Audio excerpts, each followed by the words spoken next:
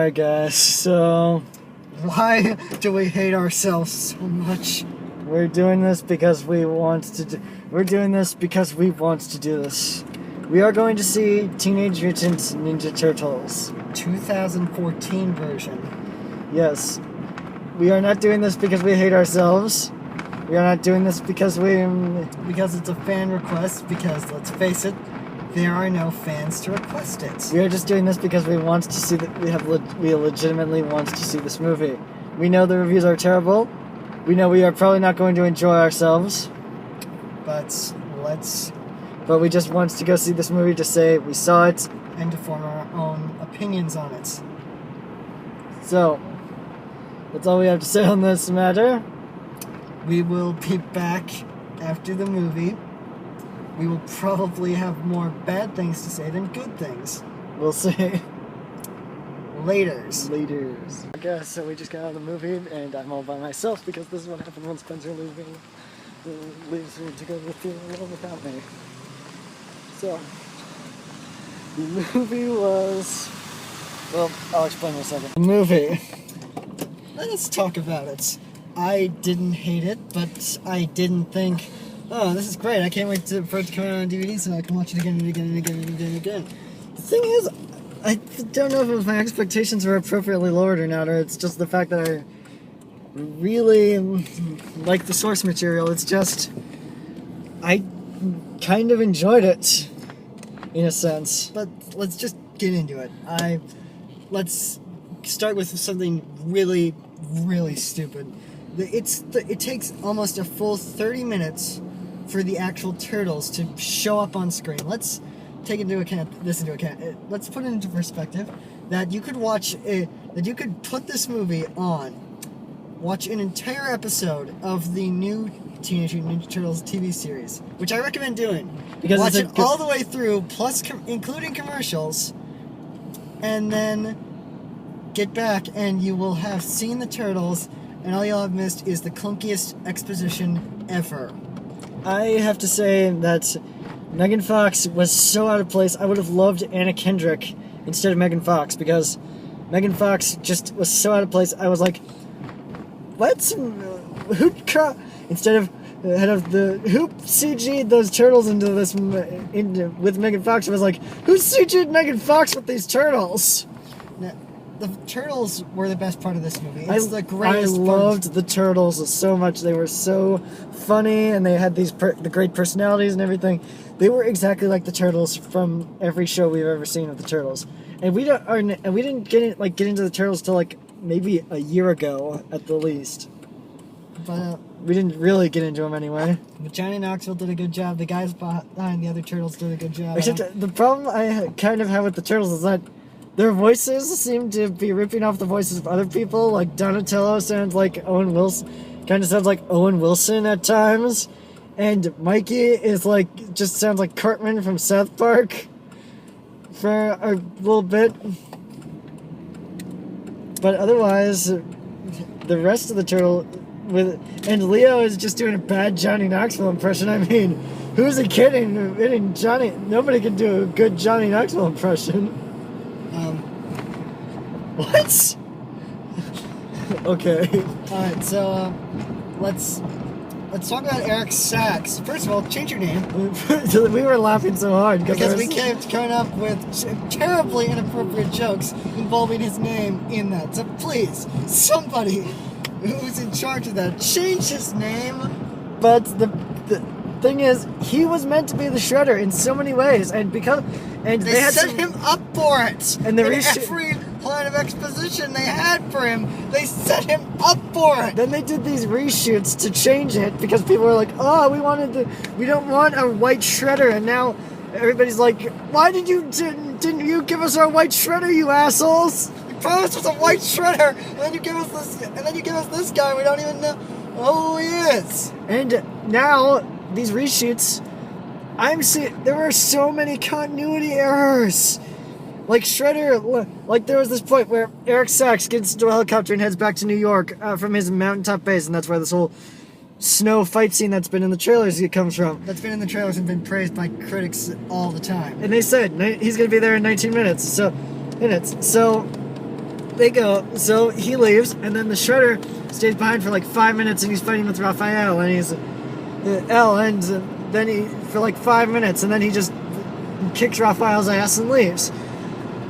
Then later, when we see Sax approaching his building, which is supposedly 19 minutes later, we're to assume 19 minutes later, Shredder is already on the roof prepping his big doomsday device, and we sat in the theater like, how the hell did you get there so fast? He had like a 5-minute head start. You leave supposedly by car. We were assuming by some kind of land vehicle because there was no other helicopter waiting for you. So how did you get there before him? 4 minutes with 4 minutes to spare, not counting travel time to the top of the building. And then the ending, it basically ripped off the Amazing Spider-Man. We're not going to judge that because we don't really care. I don't care. Personally, I don't care. I don't know about you.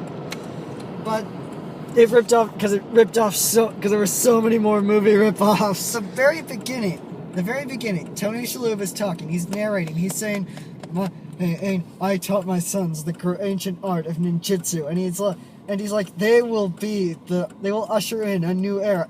And I'm like, they're already ripping. It's not even 5 minutes in, and they're already ripping off Man of Steel. Don't get us wrong. This is a good movie, but we cannot review this.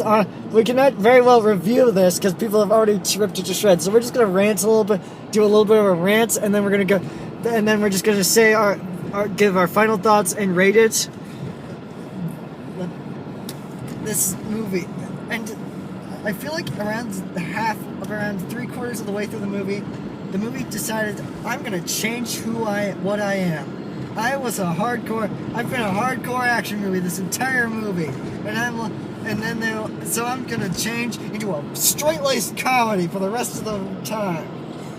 There were and the final act, and all the action. Not that the jokes didn't hit, because there were some great jokes in this movie. But if you're gonna be an action movie, stay an action movie, and if you want to be a comedy movie, tell more jokes. And less of the action elements. Now, obviously, the action scenes were amazing, and the jokes hit hard, and they were going for something. But you need to be an action comedy. But if you want to be an action movie, stay an action movie. If you want to be a comedy movie, stay a comedy movie.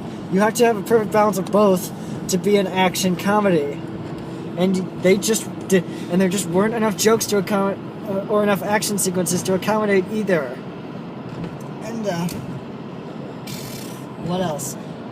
Oh, they publicized Abby Elliott's appearance in this movie, and she shows up for like 5 minutes total. And the second time she showed up, I went like, okay, bye, Abby Elliott.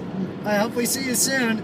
And then Whoopi Goldberg was in like maybe 6 or 7 minutes.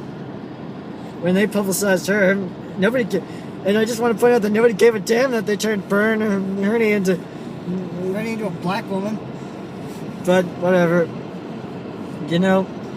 I liked this movie enough, but I just can't give it the credit it deserved because there was so much stuff wrong with it. There was stuff wrong with it. There wasn't a ton of stuff wrong with it, but it had funny moments. The action was cool. I really liked the turtles, but I wasn't. But for some reason, I wasn't on the edge of my seat every time something was about to happen to these characters. I was like, "What? Why would I care? I'm not going to be on the edge of my seat, wondering if they're going to make it or not, because there's so much more. Because I kind of don't care about these characters. But don't get me wrong, this movie's entertaining." Maybe rent it, maybe check it out. I don't know. I might pick up the Blu-ray or something when it comes out in like a bargain bin or something, but the fact of the matter is, this movie is Diet Bay. Michael Bay put his name all over it. And I feel like he had more involvement with everything about it than he's letting on. He's like, I produced this movie. I didn't direct this movie, so don't worry, people who have started to hate me because I somewhat disagree in a sense that I felt that it kind of had Michael Bay's stamp on it, but at the same time, I don't feel that it was a Michael very much that it that it could have been more Bayified, more glorified, more just explosion fest, Megan Fox and hot Megan Fox moments, stuff like that. But that's just my opinion. I don't feel that Michael Bay touched it too badly that it couldn't have been that it can't be that I can oversee it. But with my expectations appropriately lowered, maybe a little bit lower than I should have. I actually enjoyed this movie a lot, and I really liked it. But one more thing. When you go, I'm gonna paraphrase Kermit the Frog a little bit. When people go, because it's like people go to a Teenage Mutant Ninja Turtles movie, they say, "Hey, I can't wait to see the human." Yes. We're not paying to see Megan Fox. We're paying to see 4 CGI turtles, and you could barely deliver that. So next movie has to have more. So I think we've agreed. Next movie has to have more turtles. We have to see Eric Sachs as the Shredder, and it's kind of too late to ditch Megan Fox. But if we could try to do something about that, that'd be great. I know basically Shia LaBeouf and Transformers in this. I know. So anyway, guys, let's give our rating quick, and then we're gonna go 6. It's 6 out of 10. That's exactly what I was thinking. 6 out of 10. Good. It's not perfect, but not a perfect movie, but it was enjoyable.